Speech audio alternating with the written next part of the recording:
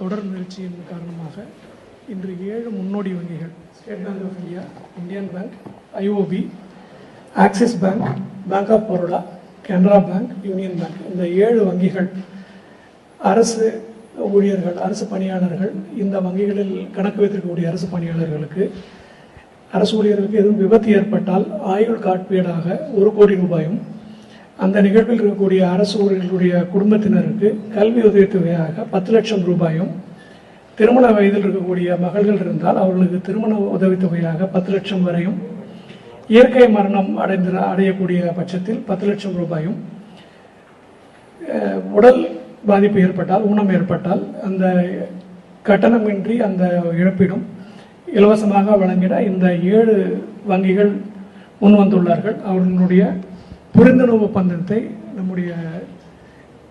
கருவூல கணக்குத்துறை இயக்குனர் அவர்கள் மற்றும் அந்த வங்கிகளினுடைய